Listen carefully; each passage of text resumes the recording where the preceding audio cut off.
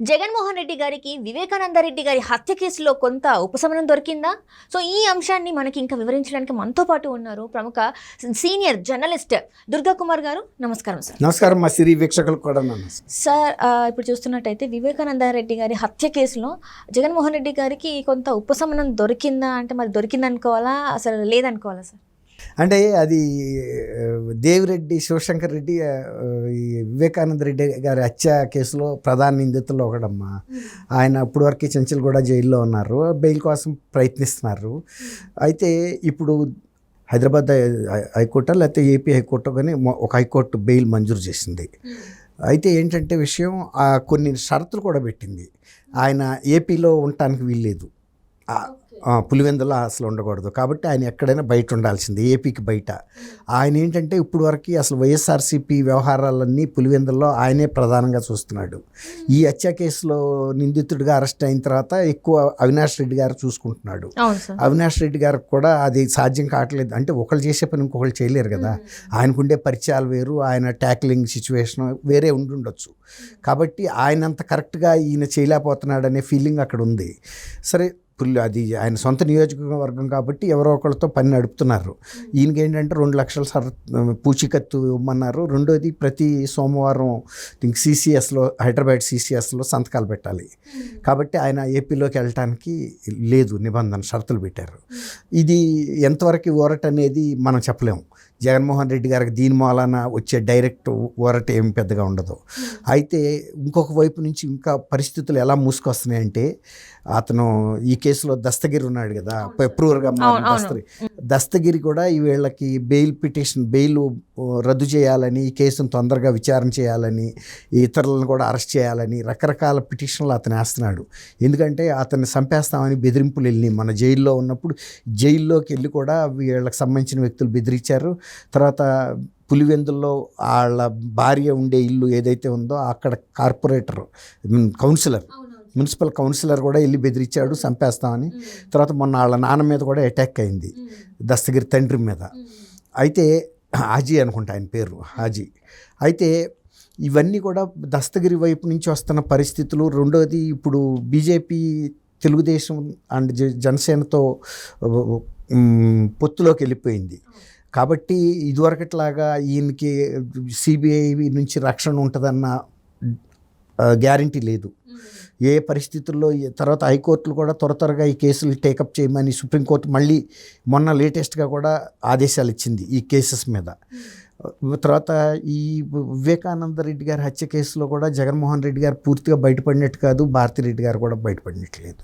ఎందుకంటే వాళ్ళకి సంబంధించిన అంశాలు కూడా కొన్ని ఎఫ్ఐఆర్లో ప్రస్తావన అయితే జరిగింది, విత్ ఆధారాలతో జరిగినాయి. అందులోనూ ఒక ఐఏఎస్ అధికారి, ఆయన దగ్గర సీఎంఓలో పనిచేసే వ్యక్తి, పెద్ద ఆయన సీనియర్ ఐఏఎస్ ఆఫీసర్ కూడా తన వాంగ్మూలంలో కూడా 4:30-5 మధ్యలోనే ఫోన్ వచ్చింది, పైకి వెళ్ళి అడిగిన చిన్నాన్న ఈజ్ నో మోర్ అని వచ్చి చెప్పాడు ఆయన. ఇలాంటివి కూడా కొన్ని రికార్డెడ్గా ఇచ్చిన వాంగ్మూలాలు ఉన్నాయి. కాబట్టి ఇది పెద్ద రిలీఫ్ అని అయితే మనం అనుకోవటానికి లేదు. ఇంకా భాస్కర్ రెడ్డి గారు ఉన్నాడు. తర్వాత అసలు కేసు కూడా ఇంకా ఒక తుది రూపు దిద్దుకోలేదు. ఇంకా అసలు అల్టిమేట్ బెనిఫిషరీ ఎవరు ఈ మర్డర్ కేసులో అనేది ఇప్పుడు సిబిఐ ప్రోబ్ చేయాల్సిన అవసరం ఉంది. ఇప్పుడు సుప్రీంకోర్టు కూడా ఏదో అరకొరగా పూర్తి చేసి సబ్మిట్ చేస్తే ఈ కోర్టులో నిలబడవు. అసలు వివేకానంద రెడ్డి గారిని మర్డర్ చేయటానికి వాళ్ళ సొంత కూతురు, అల్లుడు కూడా కారకులని సాక్షి లాంటి మీడియాలో ప్రచారం చేసినాయి, టీవీలోను న్యూస్ పేపర్స్లో. అట్లాగే నారాసుర రక్త చరిత్ర అని పెద్ద కత్తిలో వేశారు. ఇట్లా కేసుని రకరకాల కన్ఫ్యూజ్ చేశారు. ఈ కన్ఫ్యూజ్ చేసినప్పుడు అల్టిమేట్గా అసలు దీని వెనకాల ఎవరున్నారు? ఇప్పుడు వీళ్ళు దస్తగిరి కానీ, దేవిరెడ్డి శివశంకర్ రెడ్డి కానీ, భాస్కర్ రెడ్డి కానీ, అవినాష్ రెడ్డి కానీ వీళ్ళంతా టూల్స్ మాత్రమే.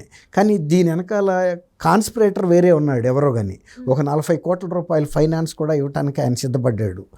మరి అదే కదా ఇప్పుడు అల్టిమేట్గా ఎవరు. తర్వాత ఇప్పుడు ఆయన చనిపోగానే ఫోన్ ఎవరికి వెళ్ళింది? ఫస్ట్ ఆమెకి, భారతి గారికి ఎందుకు వెళ్ళింది? ఫస్ట్ సునీత గారికి వెళ్ళాలి కదా, ఆయన సొంత కూతురు. అంటే ఇదంతా ఏదో కాన్స్పిరసీ జరిగి ఆమె చుట్టూతా తిరిగిందా అనే అనుమానాలు కూడా సిబిఐకి ఉన్నాయి. అంటే సుప్రీంకోర్టు కూడా రేపు ఈ ప్రశ్నలన్నీ లేవనెత్తుతుంది ఎఫ్ఐఆర్ చూడగానే. దీన్ని లాజికల్ ఎండ్ వరకు మీరు ఎందుకు తీసుకెళ్ళలేకపోతున్నారని ప్రశ్నించినప్పుడు తర్వాత ఇప్పుడు బీజేపీ సపోర్ట్ కూడా ఇప్పుడు పూర్వంలాగా లేదు ఆయన పరిస్థితి. పార్లమెంటు కాలం ముగిసిపోయింది, అసెంబ్లీ కాలం ముగిసిపోయింది. వాళ్ళు పెట్టే రేపు రాబోయే రోజుల్లో ఈయన గెలవడనేది వాళ్ళ దగ్గర ఇంటెలిజెన్స్ రిపోర్ట్ ఉంది. అందుకనే వాళ్ళు ఈయన్ని తప్పించి పక్కకి తెలుగుదేశం అండ్ జనసేనతో అలైన్ అయ్యారు. కాబట్టి రేపు వచ్చే పార్లమెంట్లో ఎవరి బలాబలాలు ఎట్లా ఉంటాయో ఈయన మీద ఆధారపడి ఇప్పుడంటే 4వ పెద్ద పార్టీగా ఉండి వీళ్ళు రాజ్యసభలో బాగా సపోర్ట్ ఇచ్చారు. వాళ్ళకి బలం అంత లేదు బీజేపీకి. ఈ వీళ్ళు ఆ రకంగా సపోర్ట్ చేశారు కాబట్టి జగన్మోహన్ రెడ్డి గారికి కూడా ఏమేమి మేలు చేయాలో అవన్నీ చేసుకుంటూ వచ్చారు. ఈయన మీద ఉన్న కేసెస్లు 10 ఏళ్ల నుంచి కదలటం లేదంటేనే పెద్ద విషయం అది. ఇప్పుడు రేపు బీజేపీ రేపు ఎలక్షన్కి వెళ్ళబోతుంది కాబట్టి ప్రతిపక్ష పార్టీలు కూడా మరి మీరు అవినీతి గురించి మాట్లాడుతున్నారు, ఆంధ్రప్రదేశ్ ముఖ్యమంత్రిని మీరు ఎందుకు ఇన్నాళ్ళ నుంచి కేసులు కదలలేదని కూడా ప్రశ్నించినప్పుడు వాళ్ళు కూడా మరి వాళ్ళ ఫేస్ ఉండాలి కదా. అలాంటప్పుడు ఆ కేసెస్ విషయంలో ముందుకెళ్ళమని సైగ చేశారనుకోండి సిబిఐకి, వాళ్ళు ఫస్ట్ ఒక బెయిల్ పిటిషన్ వేస్తారు. ఆయన బెయిల్ అది పిటిషన్ సుప్రీంకోర్టులో బెయిల్ రద్దు చేయమని జగన్మోహన్ రెడ్డి గారిది. సపోజ్ బెయిల్ రద్దు చేయడానికి సుప్రీంకోర్టుకి ఏం అభ్యంతరం ఉంటుంది? రద్దు చేసేసారనుకోండి ఆటోమేటిక్గా. అప్పుడు మరి ఆయన మరి జైలుకి కూడా వెళ్ళాల్సిన పరిస్థితి వస్తుంది కదా. సుప్రీంకోర్టే రద్దు చేసినప్పుడు మళ్ళీ ఈయన ఇంకో పిటిషన్ మూవ్ చేసుకోవడానికి ఇవన్నీ చాలా టైం పడుతుంది. ఆ లోపలైతే ఫస్ట్ వెళ్ళక తప్పదు. ఇలాంటి రాజకీయ పరిణామాలు అనేకం మార్పులు చేర్పులు జరిగే అవకాశం ఉంది.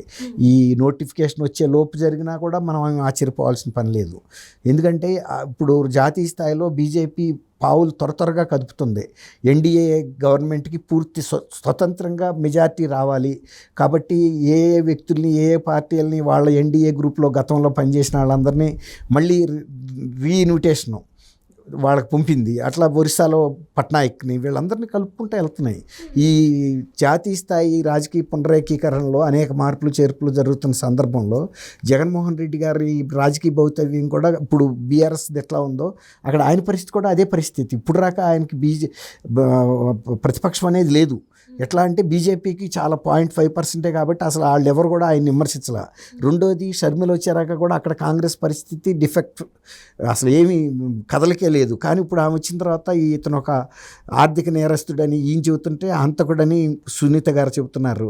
గతంలో జగన్ బాబుకి ముఖ్యమంత్రి పదవి ఇవ్వండి మీ బిడ్డగా ఆదరించమన్న విజయం గారు ఇప్పుడు కనపట్టం లేదు. ఆమెని మీ చేతుల్లో పెట్టాను నా బిడ్డని మీ బిడ్డగా చేయమని వాళ్ళు బిడ్డగా చూసుకుని ముఖ్యమంత్రి పదవిలోకి ఎక్కించారు. కానీ ఆయన దాడి చేసింది ప్రజల మీద. ప్రజలను అనేక రకాల పన్నులతో ఇబ్బంది పెట్టాడు. రకరకాల పిల్లలకి ఉపాధి లేకుండాను ఇన్ని రకాల నిత్యావసర వస్తువులు పెరగటం అన్నీ కూడా వ్యతిరేకంగానే జరిగినాయి కదా. వేదిక కోల్చడం దగ్గర నుంచి కూడా. కాబట్టి ఇవన్నీ కూడా ఆయనకు కూడా వ్యతిరేక అంశాలే. బీఆర్ఎస్ ఎటువంటి క్లిష్ట పరిస్థితుల్లో ఉందో ఆంధ్రప్రదేశ్లో సేమ్ కూడా అదే పరిస్థితి. ఒకప్పుడు వీళ్ళిద్దరూ రూల్ చేశారు 2 స్టేట్స్ని, జాతీయ పార్టీలను కూడా లెక్క చేయకుండా. కానీ ఇవాళ 2 జాతీయ పార్టీల మధ్యలో 2 కొండల మధ్యలో నలిగిపోతున్నారు. అదే మా పరిస్థితి.